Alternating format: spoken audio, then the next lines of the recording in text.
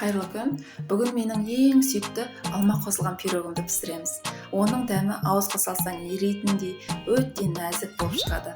Бір ауыз сөзбен айтқанда, сочный, мощный пирог болады. Ендеше бастайық.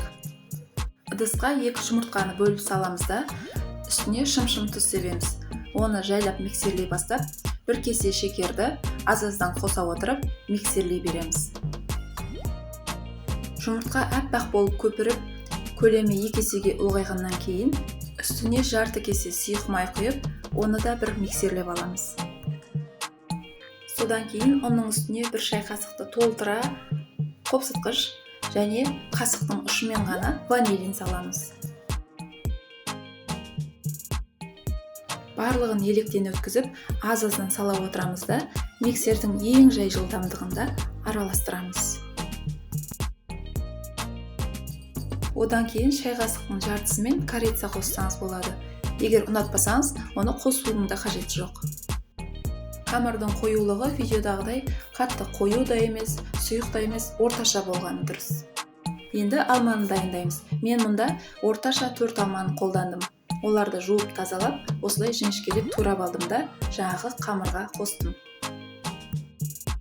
Алма мен қамыр біріккенше екеуін араластырып аламыз. Пирогтың бетін сәндеу үшін 1 алманы қабығын аршымай жіңішкелеп тураймыз. Оның жіңішкелігі осындай болып шығуы тиіс.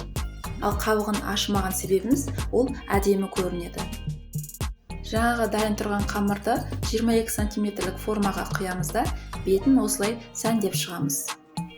Негізі пирогтың бетіне бұлай алманы қоюдың да қажеті жоқ. Бірақ егер қойсаңыз, ол дастарханда әдемі көрінетін болады.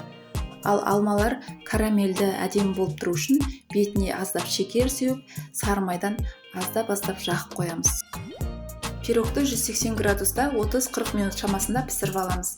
Ал оның иісі бүкіл үйді алып, адамның тәбетін ашатындай болып тұр. Оның бетін осылай қан тұтамымен сәндеп, әдемілеп қойсақ та болады. Қараңызшы, пирогымыз қалай көтеріліп, нәзік әрі дәмді болып шықты. Ал сіз оның дәмін бір рет көрсеңіз, қайта-қайта жасағыңыз келіп тұрады. Рецептім ұнаса, лайк басып, комментарий жазсаңыз қуанып қалатын едім. Сіздермен болған Замира.